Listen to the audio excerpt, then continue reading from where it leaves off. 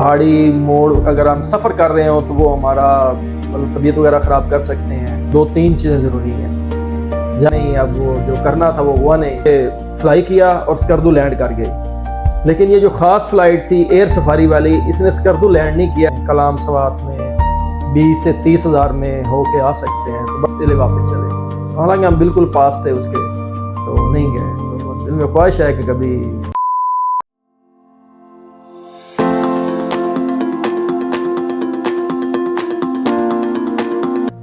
हाँ जी, कर सकता है, करनी चाहिए, क्योंकि ट्रैकिंग के ज़रिए आप जो एक कुदरती माहौल है उससे हम आहंग होते हैं। जब हम ट्रैक करते हैं या किसी भी इलाके से गुजरते हैं, जंगल में जाते हैं, तो जो आपको जंगल में परिंदों के चहचहाने की या उनकी झरनों की या हवा की आवाज़ आती है, वो आपको और कहीं भी नहीं आती। तो आप उसको महसूस करें, उसको अपने अंदर समोएं, तो वो मेरे ख्याल में एक नाकाबिले फरामोश तजर्बा होता है। तो अगर आपने ट्रैक करना ही है तो सबसे पहले जो मरी वाले ट्रैक है, नथिया गली वाले, वो करें।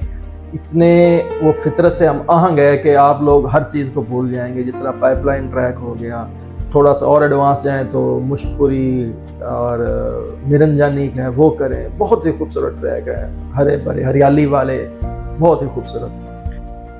उन्हें कम से कम 1 हफ्ता वर्जिश करनी चाहिए, कम से कम वॉक करना, सीढ़ियाँ चढ़ना। आप जितनी मर्जी वॉक कर लें, जो कुछ मर्जी कर लें, जब आप पहाड़ों पे जाएंगे तो सांस फूलना एक लाजमी अमर है। तो आप उसको ये ना समझें कि मेरा सांस फूल गया तो मैंने क्या तैयारी की है। कोई बात नहीं, क्योंकि जब हम सबसे पहले पहाड़ों में जाते हैं, सांस फूलना एक आम सी बात है, क्योंकि हम मैदानों से जाते हैं, हम पहाड़ों के आदी नहीं होते, इसलिए सांस फूलना एक आम सी बात है। उसको आपने कभी भी सीरियस नहीं लेना, लेकिन ये है कि आप कंसिस्टेंट रहें बस। हाँ जी, इसमें 4000 मीटर के बाद जो साइंसदान कहते हैं ना कि वो एक डेथ जोन होता है।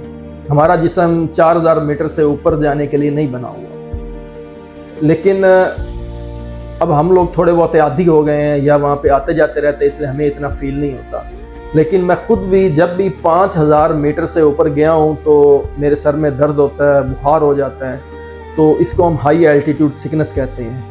तो जब भी हम अपनी हाइट 5000 मीटर से नीचे करेंगे तो हम ठीक हो जाएंगे। तो इसी तरह हम मज़ीद जैसे जैसे ऊंचे जिस तरह पहाड़ों की और बुलंदियों पे चले जाते हैं, तो 7000 मीटर के बाद तो ऑक्सीजन भी मतलब नहीं रहती, वहाँ पे ऑक्सीजन के सिलेंडर लगाने पड़ते हैं।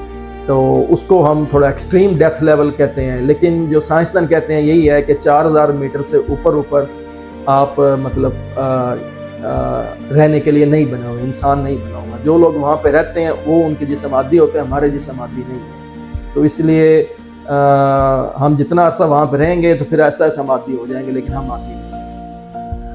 सफ़र के दौरान सेलेक्टिव खाना चाहिए। ज़्यादा ऑयली तली हुई चीज़ें ये नहीं खानी चाहिए, क्योंकि अक्सर पहाड़ी मोड़ अगर हम सफ़र कर रहे हो तो वो हमारा मतलब तबीयत वगैरह ख़राब कर सकते हैं। ओवर नहीं खाना चाहिए ज़्यादा।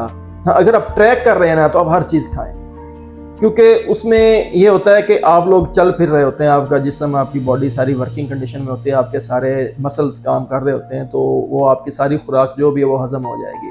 लेकिन अगर आप किसी गाड़ी में या बस में या किसी भी चीज़ में सफ़र कर रहे हैं तो आप हैवी ना खाएं, वो आपका मतलब तबीयत ख़राब कर देगी। गोश्त, मीट हो गया, सबसे ज़्यादा तवानाई देने वाली यही है। तो इसके अलावा खजूर, ड्राई फ्रूट ये लाजमी होना चाहिए। और मीठे में मतलब चॉकलेट्स वगैरह ये भी होनी चाहिए, क्योंकि आपको एनर्जी आपकी बहुत डाउन हो चुकी है, तो एनर्जी को ये बूस्ट करते हैं। आम हालात में हम नहीं खाते इतना ज़्यादा, लेकिन जब इस तरह वाले हालात में हो तो हमें यकदम अपनी एनर्जी भी बूस्ट करनी पड़ती है। तो इसके लिए चॉकलेट्स वगैरह ये भी चाहिए होती है, टॉफ़ी वगैरह भी चाहिए होते हैं। और मेरे ख्याल में बाकी हमारे पास हम ज़्यादा अगर हाई एल्टीट्यूड पे हों तो ज़्यादा खानों की हमारे पास ऑप्शन नहीं होती, तो वहाँ पे फिर हम ज़्यादा दाल चावल या दाल रोटी वगैरह तो यही होते हैं, या गोश्त होता है बस। पानी जहाँ पे हम जाते हैं हमें तो मतलब कभी इस तरह वाला नहीं फील हुआ कि पानी ख़राब है या हो सकता है, लेकिन जो हमारे साथ मकामी लोग होते हैं वो बताते हैं कि ये वाला पानी पीने वाला है या ये वाला पानी पीने वाला नहीं है। मैंने अक्सर देखा है कि हम जिस पानी को साफ समझ रहे होते हैं ना, तो पता चलता है भी उसके आगे भी आबादी है, वहाँ से भी पानी होके आ रहा है। तो इसलिए जो कुछ साफ शफाफ चश्मे होते हैं, आप लोग मतलब खुद कुछ अंदाज़ा लगा लें भी इस साइड पे आबादी नहीं हो सकती, या ये ऐसा चश्मा है जो पहाड़ों में से आ रहा है, ठीक है, तो उनका पानी पी सकते हैं। बाज़ औक़ात हम ग्लेशियर्स पे होते हैं तो वहाँ पे पानी नहीं होता, तो या पानी मिल भी जाता है तो बहुत ज़्यादा ठंडा होता है, तो उसको हम कुछ ना कुछ पहले गर्म करते हैं। अगर बिल्कुल ठंडा पियेंगे तो हमारा गला वगैरह ख़राब कर देगा। तो अगर हम ऐसे इलाके में जहाँ बिल्कुल स्नो है, हर तरफ स्नो है, तो वो हम पानी को थोड़ा सा बॉयल करेंगे, उसके बाद यूज़ करेंगे। तो फिर हम पूरा पानी नहीं पीते, थोड़ा पानी पियेंगे, उसके बाद फिर उसमें थोड़ी सी बर्फ़ डाल लेंगे ताकि वो पिघल जाए। तो पानी बस यही है, थोड़ा भी देखभाल के इस्तेमाल करते हैं। अगर फिर पेट वगैरह ख़राब हो जाए तो फिर ज़्यादा मुश्किल होती है उससे, तो इसलिए पानी कोशिश होती है कि हम देखभाल के करें। तो जो लोकल हमारे साथ होते हैं वो हमें बताते हैं कि ये वाला पानी पीने वाला, ये वाला नहीं पीने वाला। कभी हुआ नहीं है, लेकिन हो भी जाता है। मतलब एक दो दफ़ा हुआ था भी, खाना हमारा तकरीबन इख्तिताम के करीब था, तो उसमें यही है कि हम थोड़ा अपनी मिकदार कम कर लेते हैं या बता देते हैं कि हमारे पास इतना खाना है तो हमें इतना ही मिलेगा, तो वो फिर प्लान के हिसाब से ही हम कर लेते हैं। भी हमने मतलब खाना कम खाना है या कुछ दूसरी चीज़ें हम उनको ऐड कर लें खाने की जगह पे, तो इसलिए हम जो खुश्क राशन है ये अपने साथ हमेशा रखते हैं। जिस तरह ड्राई फ्रूट हो गया, चने हो गए, खजूर हो गई, तो ये काफ़ी साथ देते हैं। अगर कुछ चीज़ खाने वगैरह की ना भी हो तो इनके साथ हमारा गुजारा हो जाएगा। अभी तक तो कभी हुआ नहीं। ये तो होता है मतलब कैंप वगैरह साथ मौजूद हैं और हम वैसे दिल कर रहा हो बाहर सोने को तो सो गया, लेकिन कभी इस तरह वाला एक्सपीरियंस हुआ नहीं अभी तक हमारे साथ खुले आसमान वाला। जी, खैमा लगाने के लिए 2-3 चीज़ें ज़रूरी हैं। जहाँ भी हम कैंप लगाएं वो जगह हमवार हो और कैंप लगाने की जगह के साथ पानी हो। जहाँ पे पानी होगा वहाँ पे हमने कैंप लगाना है, इसके अलावा हमने कैंप नहीं लगाना। तो कैंप के लिए 2 चीज़ें ज़रूरी हैं कि जगह हमवार हो और पानी हो वहाँ पे, तो वो 2 चीज़ें आइडियल हैं, फिर हम कैंप लगाएंगे वहाँ पे। आग जलाएं, आग जल रही हो तो जंगली जानवर नज़दीक नहीं आते। मतलब ऐसी जगह पे जाएँ तो अक्सर ही जाते हैं जहाँ पे मारखोर वगैरह होते हैं, उनका इतना ज़्यादा ख़तरा नहीं होता। तो जहाँ पे मारखोर होंगे वहाँ पे स्नो लेपर्ड भी होंगे, और कुछ ऐसी जगह थी जहाँ पे जंगली रीछ भी होते हैं, ब्राउन बियर्स भी होते हैं। हमारा कभी उनके साथ सामना नहीं हुआ, लेकिन उसके लिए हमें उनकी मौजूदगी का एहसास ज़रूर रहता है कि यहाँ पे उनके कुछ ना कुछ निशान नज़र आ गया, तो इसके लिए हम आग जलाते हैं, आग लाजमी जलाते हैं। उस वजह से वो फिर आग की वजह से नज़दीक नहीं आते। लेकिन ये है कि साथ असला वगैरह भी होना चाहिए। तो लेकिन हम लोग तो नहीं लेके जाते, लेकिन हमारे जो लोकल पोर्टर्स वगैरह होते हैं उनके पास होता है, तो इसलिए अभी कुछ ऐसा कभी हुआ नहीं है। लेकिन ये चीज़ें ज़रूरी हैं। बहुत तेज़ी से गिरता है। अगर आप हाई एल्टीट्यूड पे हो तो जब तक सूरज चमक रहा है ना तो समझे कि ज़िंदगी है। जैसे ही सूरज किसी बादल के पीछे आ गया या ग़ुरूब होने वाला हो, पहाड़ के पीछे आ गया, भी सूरज गायब हो गया ना, तो समझो कि फौरी टेम्परेचर डाउन होना शुरू हो जाएगा। और इतना डाउन होगा कि अभी जब सूरज होगा तो आपको गर्मी लग रही होगी, तो जैसे ही सूरज डाउन होगा तो आपको फौरी ठंड का एहसास होना शुरू हो जाएगा। तो टेम्परेचर बड़ा डाउन चला जाता है। जितना आप हाई एल्टीट्यूड पे होंगे उतना ही ज़्यादा टेम्परेचर डाउन होगा, बहुत ज़्यादा फ़र्क होता है। जब हम छोटे होते हमें आसमान में तारे वगैरह नज़र आते थे। पहले तो कभी लाइट होती ही नहीं थी, तो फिर जब लाइट आई तो कभी लाइट होती थी कभी नहीं होती थी। हमने तो अक्सर गर्मियों में लाइट देखी ही नहीं थी, तो बड़े ही ज़्यादा आसमान में तारे नज़र आते थे, बहुत ज़्यादा मतलब खूबसूरत लगता था। तो अब वो चीज़ें हम यहाँ पे अपने मैदानी इलाकों में इतना नहीं एक्सपीरियंस करते। उसकी वजह ये है कि अब पहले कच्चे घर होते थे, अब तकरीबन सभी के घर पक्के हो गए हैं। लोग अब बाहर नहीं सोते, अंदर ही सोते हैं। तो उसका एक्सपीरियंस हमें होता है पहाड़ों में जाके, क्योंकि वहाँ पे यहाँ पे अब अगर रात भी है ना तो यूपीएस या जनरेटर की वजह से कहीं ना कहीं रोशनी होती है, तो हमें आसमान नज़र नहीं आता। तो वहाँ पे तो कोई रोशनी है ही नहीं, पहाड़ है और हम हैं। तो जितना क्लियर आसमान वहाँ पे हम देखते हैं या जितनी अच्छी और प्यारी रात हमें वहाँ की लगती है ना, तो वो यहाँ हम अब एक्सपीरियंस नहीं कर सकते। तो पहाड़ों की रात मेरे ख्याल में बहुत ही खूबसूरत है। ये मैं कोई स्पेसिफिक नहीं कह सकता, काफ़ी देखे हैं। उसमें स्नो लेक पे देखा है, और जब हम वेस्ट मुश्ताक पास कर रहे थे वहाँ पे भी देखा है। तो मैं कुछ स्पेसिफाई नहीं कर सकता कि कौन से वाला ज़्यादा खूबसूरत था, कौन से वाला नहीं था, लेकिन ये दोनों ही मंजर देखने वाले हैं पहाड़ों में। दोनों मंजर की मतलब एक अपनी चार्म है दोनों की। बड़ा ही खूबसूरत होता है मंजर जब मतलब सूरज निकल रहा और गुरूब, दोनों ही मंजर बड़े देखने वाले हैं। तो मैं कभी इनमें स्पेसिफाई नहीं कर सका अभी कौन सा मंजर ज़्यादा अच्छा था और किस जगह का था। हर मंजर ही अच्छा था। एक तस्वीर बनाई थी केटू की। मैं कभी मौका भी मिला था कंकोडिया जाने का, केटू को देखने का, लेकिन हम खुद ही नहीं गए, बस दिल नहीं किया। ये नहीं था कि हम जा नहीं सकते थे, हमारे पास मतलब हमारी टीम थी, सारा कुछ था, और उन्होंने कहा भी था भी हम चलते हैं, लेकिन हम नहीं गया, दिल ही नहीं था। तो हमें एक दफ़ा एयर सफारी करने का मौका मिल गया। जो फ़्लाइट जाती है इस्लामाबाद से स्कर्दू के लिए, तो उनमें से कोई कोई फ़्लाइट एयर सफारी की भी होती थी। आम जो फ़्लाइट होती है वो उसने इस्लामाबाद से फ्लाई किया और स्कर्दू लैंड कर गई, लेकिन ये जो ख़ास फ़्लाइट थी एयर सफारी वाली, इसने स्कर्दू लैंड नहीं किया, ये आगे तक गई, मतलब सियाचिन तक, जहाँ वो पाकिस्तान का एरिया रेंज आती है, तो वहाँ तक गई केटू के करीब। और हमने केटू की भी तस्वीरें बनाई, और साथ ब्रॉड पीक और सब G1 G2 की सभी की तस्वीरें, और वो इतनी कमाल की, इतनी खूबसूरत तस्वीरें बनी थी कि मेरा ख्याल है कि वो हमारे लिए एक नेमत ही थी कि हमें जो मैसर आई, वरना आम तौर पे कोई एयर सफारी फ़्लाइट चलती नहीं है। तो वो बस हमारी खुशकिस्मती थी कि हमें मिल गई। अभी स्कर्दू से या में एयर सफारी उन्होंने शुरू किया है, लेकिन वो बहुत ज़्यादा महंगी है, तो लोग करते होंगे, लेकिन हमें बाई चांस कह लें जो भी, हमें तो एक आम फ्लाइट थी, ना उसका कोई एक्स्ट्रा एक्सपेंस था, ना कोई एक्स्ट्रा उन्होंने कोई चार्जेस लिए, आम फ्लाइट थी। बस वो उन्होंने कुछ खुशी थी उनकी PIA की, या कुछ एक सेलिब्रेशन थी, उसी में उन्होंने वो हमें घुमा के ले आए। तो वो मेरे लिए एक नाकाबिले यकीन, और वो जो तस्वीर है केटू वाली, वो मेरे लिए एक अनमोल है। सब बहुत ज़्यादा वाक़यात हैं, लेकिन मैं उस मेहमान नवाजी को नहीं भूलता जब हम लोग 2017 में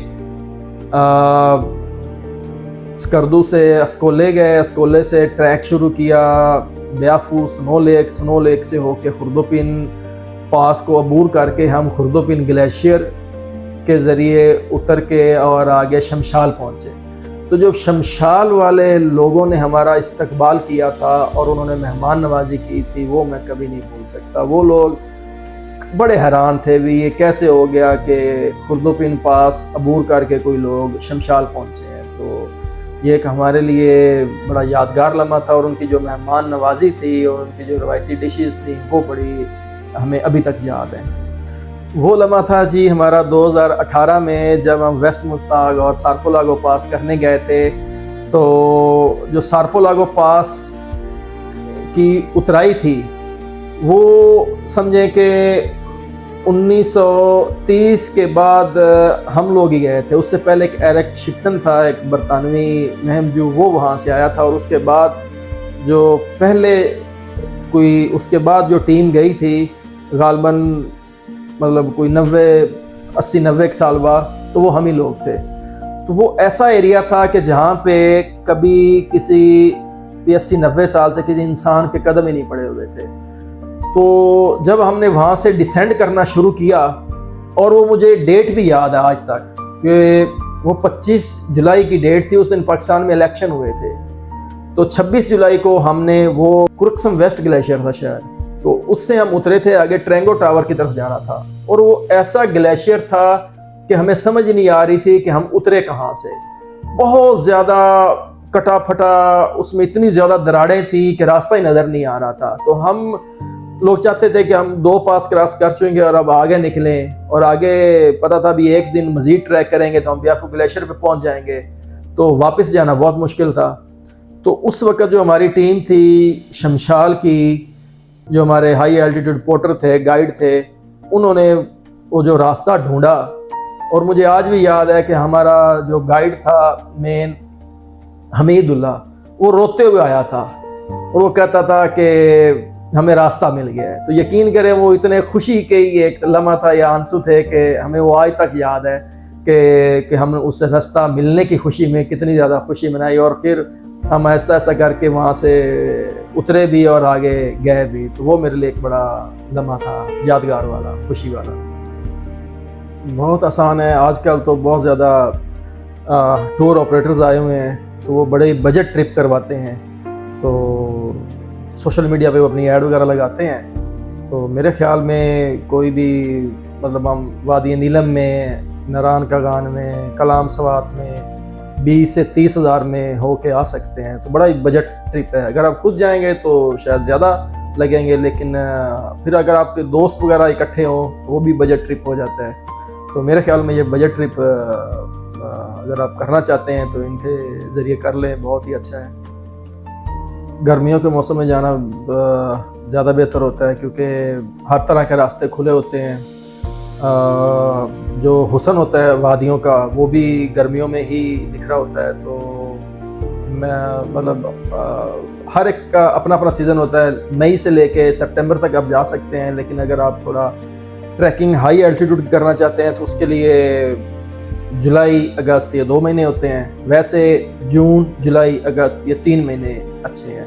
लेकिन अगर हम बाज़ औक़ात ये होता है कोई ऑटम देखने जाते हैं, कोई स्प्रिंग देखने जाते हैं, तो उनका अपना अपना एक टाइम होता है। तो स्प्रिंग का टाइम तकरीबन मार्च अप्रैल का है, तो वो लोग वहाँ पे जा सकते हैं, हुंजा वगैरह में और स्कर्दू में, चित्राल में। इसी तरह ऑटम है, उसका भी अक्टूबर में टाइम होता है, तो वो इन्हीं महीनों में जा सकते हैं। पहली ट्रैकिंग तो मैं मरी और गिलियाद का ही कहूँगा कि वो करें। अगर उसके बाद आप थोड़ा आगे चलना चाहते हैं तो मैं फेरी मेडो को कहूँगा, वो भी एक छोटा और अच्छा ट्रैक है, तो वो भी लाजमी जाना चाहिए। बहुत ही खूबसूरत जगह है।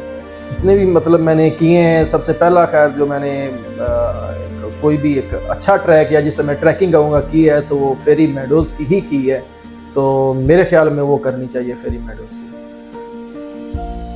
गिलियाद में जाना चाहिए, जितनी भी गिलियाद मतलब नथिया गली, मरी वगैरह यहाँ पे जाएं, या नारायण कागान, आप नीलम भी जा सकते हैं।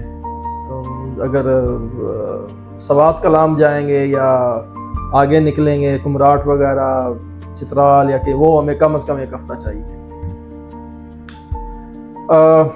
पहाड़ों का माहौल और होता है, मैदानी इलाकों का और होता है। वो पहाड़ों की चीज़ों को मैदानी इलाकों की तरह ही लेते हैं, जैसे पानी को, नदी नालों को। वो इस तरह समझते हैं कि हम जनाब जिस तरह आम अपने इलाके में फिर रहे हैं, उसी तरह इसमें थोड़े से पैर लटका लेंगे या कुछ भी करेंगे तो कुछ नहीं होगा। तो ये जो पानी चल रहा होता है, ये सदियों से चल रहा है पानी, तो इनमें बड़ी ज़्यादा फिसलन होती है, फिसल भी जाते हैं, ठंडा भी बहुत ज़्यादा होता है। तो हाँ, तेज़ बहुत होता है पानी, तो जो उसकी रवानी होती है ना, वो एक दफ़ा उसमें बंदा चला गया ना, वो वापस नहीं आ सकता। तो मतलब ये हो गया। फिर जो बारिश वगैरह के मामला आता है, वो उसको सीरियस नहीं लेते। हम हमारी तरफ बारिशें होती तो हम कहते हैं इंजॉय करते हैं, लेकिन वहाँ पे जो बारिश होती है वो इंजॉय करने वाली नहीं होती। जितनी ज़्यादा बारिश होगी वो उतनी ही ख़तरनाक होगी, उतनी ही उसमें पानी में तुग़यानी आएगी, लैंडस्लाइडिंग आएगी, काफ़ी सारी आएंगी। तो इसमें ये है कि कुछ ना कुछ वो लोग वहाँ की जो चीज़ें हैं वो सीख के जाएं और अपने हिफाजती इक़दामात को मद्देनज़र रखें। हमें, अगर हम एज़ आ सयाह जा रहे हैं, तो हमें उनके जो माहौल है उनका ख्याल रखना चाहिए। जो हमारी प्लास्टिक की चीज़ें, गंद है, ये हम ना फैलाएं। हमारे जो बस में है ना, वो ये चीज़ें हैं कि हम अपने साथ जो ट्रैश लेके जाते हैं, जो गंद लेके जाते हैं, या जो प्लास्टिक का जो सामान है वो वहीं फेंक के आते हैं। हमारी कोशिश होनी चाहिए कि हम अपने साथ लेके आएँ, नहीं तो वहाँ पे कोई भी जो सॉलिड वेस्ट मैनेजमेंट का या कुछ भी उनका बना हुआ है गंद वाला सिस्टम, तो वहाँ पे आप मतलब उसको डिस्पोज ऑफ करें। तो हमारा यही है कि हम उनको अपना जो प्लास्टिक है या कचरा है वो वहाँ फेंक के ना है। बाकी जो मकामी है उनके लिए यही है कि वो दरख्तों को ना काटें, क्योंकि जो दरख्त है वो सबसे बड़ा असासा और सरमाया है। हाँ जी, बहुत ज़्यादा है। अभी सोशल मीडिया ने इसको काफ़ी ज़्यादा हाईलाइट किया है।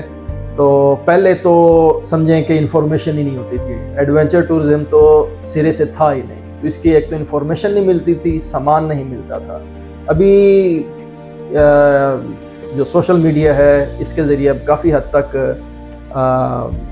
लोगों को इदराक भी हो चुका है कि इसका मतलब किस तरह की परेशानी है, किस तरह का सामान चाहिए, क्या क्या मुश्किलात हैं। तो वो सारी सोशल मीडिया से या हमें मतलब पता चल चुका है अभी कहाँ से मिलेगा या हमने उनको कैसे टैकल करना है।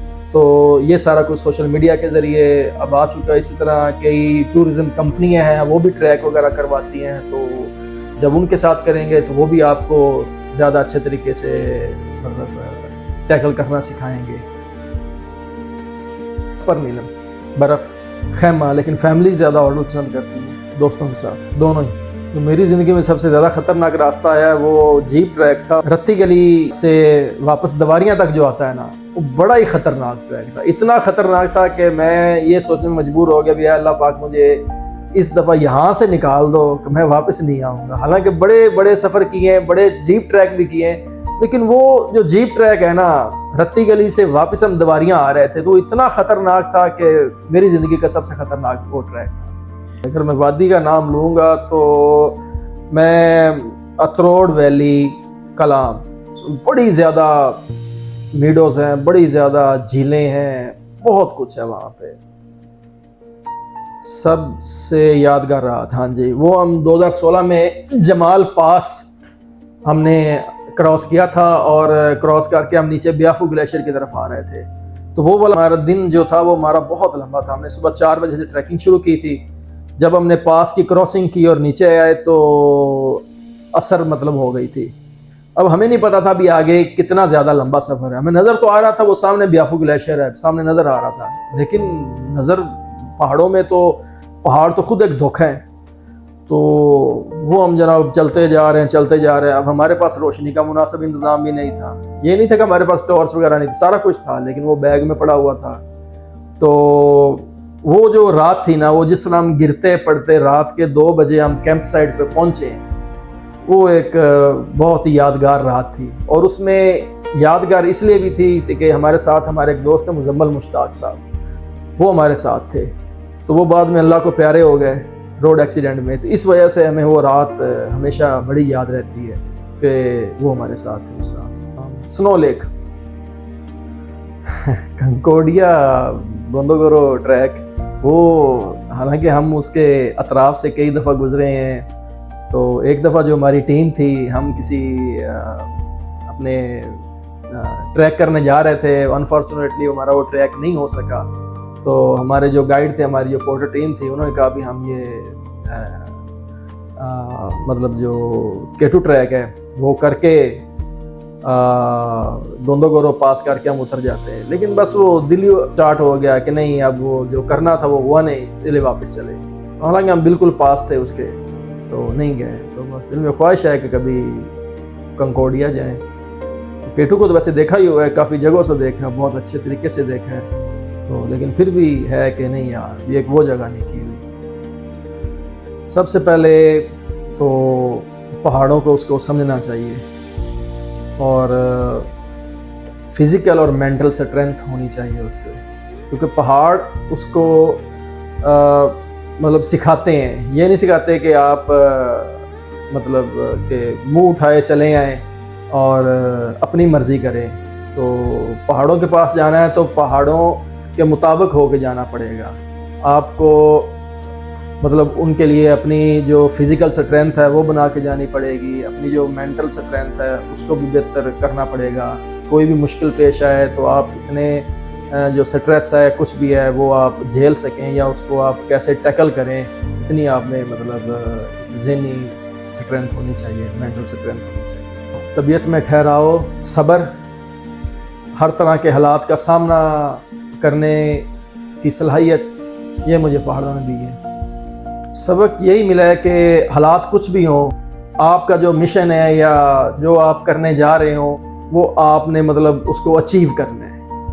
यही पहाड़ों ने सिखाया है कि मुश्किलात आती रहती हैं लेकिन आप फोकस होकर चलें। अक्सर हम सोशल मीडिया पे मीम्स देखते हैं भी निकलो, घर से निकलो, सफ़र ज़रूरी है, सफ़र लाजमी करना चाहिए।